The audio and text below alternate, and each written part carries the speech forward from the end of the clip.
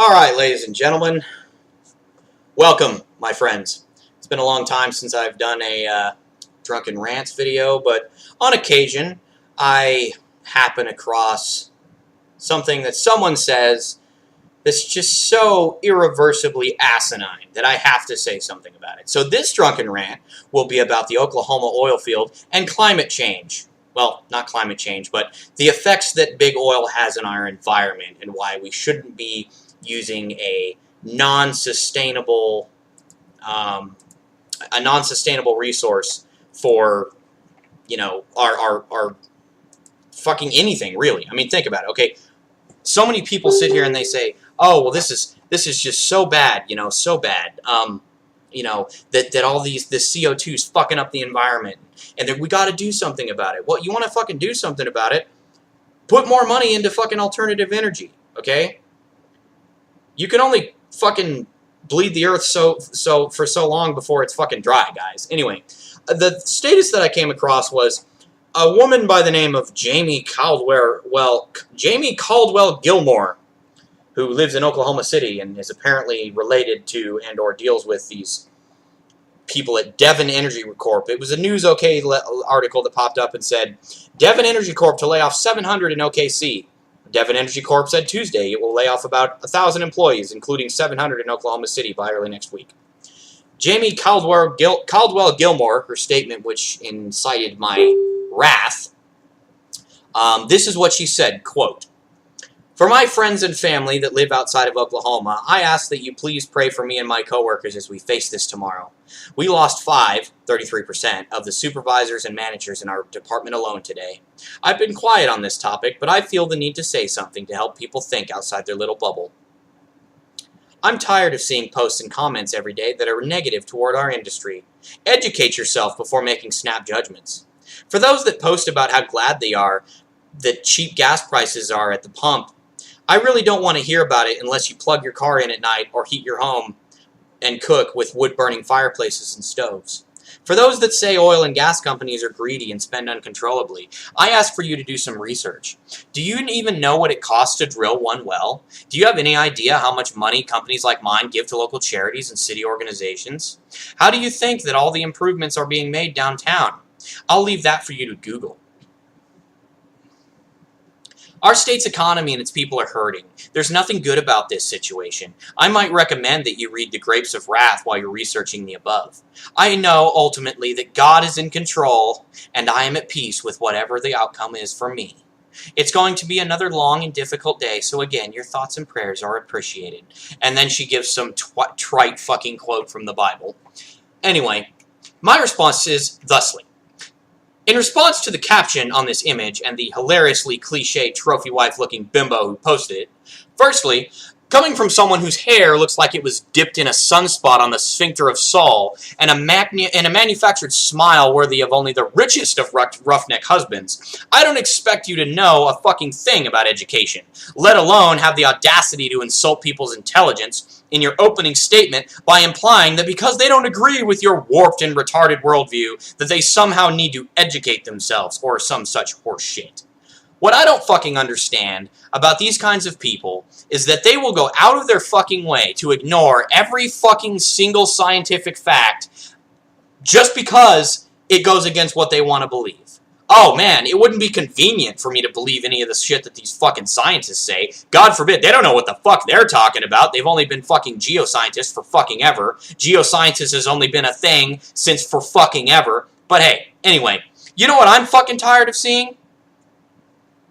A bunch of pseudo-intelligent, self-righteous rich shit-heels who tout false statistics, blatant and sustained ignorance of the damage their industry does to the only fucking planet we have to live on, and their unfucking deniable ability to outright ignore proven science in favor of money. Oh, I'm sorry, Jamie. You don't want to hear what people have to say about loving the low gas prices unless they aren't buying gas? How the fuck does that make any sense, Jamie? The only people hooting and hollering over the fucking great gas prices, which is like $1.25 a gallon around here right now, and that's fucking great, those people would be, oh right, the ones fucking buying it. Duh! But hey, fuck it. Let's get into the meat of it then, huh? Shall we? I actually happen to do a lot of research on industries that make it a point to fucking destroy the environment and the planet for the sole purpose of enlarging their Scrooge McDuck piles of money. But hey, you know, I know exactly how much it costs to drill the average oil well, and I know exactly how much these guys get paid.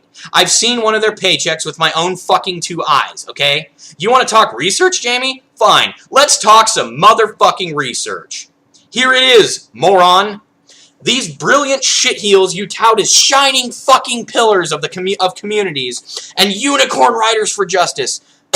Oh god, they're just so damn concerned with their money that they could give less of a rat fucking shit that their fracking in oil, or their fracking for oil in Oklahoma has caused, excuse me, their fracking in oil for Oklahoma has caused the number of earthquakes over 3.0 in magnitude to fucking skyrocket. And by skyrocket, I mean increased by over hundreds of percentiles, okay? Damn, I guess I need another drink. Oh, Jesus Christ. Woo! Damn. Alright. Like I said, it fucking skyrocketed, okay? The average was less than 2 earthquakes, okay, in 2014. In 2015, the average number of earthquakes, now brace yourselves, okay? Pucker your fucking assholes for this. 585. Think on that for a moment. The number of earthquakes since they started relentlessly fucking Mother Nature and her fucking unlubed asshole has gone from 2 earthquakes to 585. Okay, now, if you think about that for a moment, 585 earthquakes in 2015, okay? Oklahoma now experiences more earthquakes than anywhere else in the goddamn world. The entire fucking world, guys. Think on that for a moment. I mean, if their microscopic brains are even capable of that. All this ranting and yelling and hooting and hollering makes my throat hurt a little bit. But here's another question. Also, how convenient is it that only after a few short months of people getting laid off or fired in the oil field industry, that out of nowhere, 3 million barrels of oil drop out of inventory and oil prices soar? How fucking convenient for the oil industry. Sounds to me like a few corporate-owned, paper-pushing desk jockeys made some clerical fucking errors. Oh, clerical errors. All right, in the oil industry's favor. I guess finding affordable gas at around $1.25 a gallon was just a pipe dream. But hey, you know what? Let's talk about more than just the environment. Let's talk about the oil industry's favorite thing, money. Let's talk about the economy. The oil and the gas industry is the largest source of state tax revenue in Oklahoma. Oklahoma oil and gas firms, owners, and employees paid direct state tax payments of nearly $2 billion in 2012, or 22% of all state collections. Severance tax payments to the state the past 10 years totaled $8.9 billion. We're talking in excess of $10 billion here total, guys, okay? That's a fuck ton of money. So, what does this mean for the state economy when the oil industry goes to shit? It means less state revenue and an overall crippling drop in state funding. State funding that sustains our schools, parks, energy production, and construction of social projects. An example, the rich minority profits. Fuel prices skyrocket and the state makes dick tons of money. Money the state then dumps into tax subsidies for already stupid rich oil executives and their constituent parties. Okay? The rich minority tanks, and every single person that isn't swinging their dick in the wind from the bed of an $80,000 pickup with a bed full of strippers and meth is just plain fine and dandy. Amazing how that works when the rich fuck off and don't fuck the rest of us. Why? Why, might you ask? Because gas isn't $5 fucking a gallon and the rest of us can afford to get to fucking work and pick up our kids from school. Hell, maybe even afford to go out to a fucking Denny's once in a while. The state is actually forced to better manage its funds in order to sustain its already fucking terrible infrastructure, okay? The state is forced to prioritize non-oil industry and related jobs, projects, and commerce, okay? The state economy grows. It grows at a slower rate, this is true, yes, but it's a sustainable one, okay? fuck me. I mean, look, the fact of the matter is that this state, this entire country is way too reliant on oil. It's a fucking finite resource. And for those of your roughneck ilk who find that word confusing, it means run out. It does not spontaneously reappear after it's gone. You can only bleed something for so long before it's bone fucking dry, guys. But we can't have all those roughnecks wallowing in the poorhouse now, can we? No, no, no. God's fucking hell no. It'd be just fucking terrible if those guys couldn't impress their gold-digging trophy wives with Gucci and Louis Vuitton. It'd be a fucking goddamn travesty if those poor oil field workers couldn't afford to drink 530 racks of Bud Light an hour and guzzle 30 gallons of diesel a day through their $60,000 pickup that's got a $30,000 grill, $2,500 bull bars, $1,500 roof-mounted floodlights, and a fucking $750 LED bar to blind passing wildlife with. Okay? God's fucking forbid these asshats live a sustainable lifestyle. Oh, wait. That's right. Sustainable isn't a word these guys understand. It isn't even in their vocabulary, if they even understand what a vocabulary is. If it were, and they did, they wouldn't be working in the oil industry. It's no fucking wonder these morons suffer when their industry goes into this shitter, okay? I hereby say that, no, I do not feel sorry for these guys. I don't fucking pray for the oil field when it's in the shitter. Why? Because I don't like it when the oil industry's fuckery, why? Because I do like it when the oil industry's fuckery isn't driving fuel prices through the goddamn roof to support the lavish lifestyles of overpaid redneck morons. Great, you swing hammer. It's hard, ball-busting work. But guess what, Cletus? No one outside the oil industry gives two shits if you can't afford your $700,000 8-bedroom, 4-bathroom mansion. Okay? I see real estate industries and companies all over the fucking place. Okay? Spending millions manufacturing brand new homes the size of a goddamn airplane hangar specifically targeted at rich roughnecks. And sure, they sell. Like wildfire, they do. But wait, there's always a catch, right?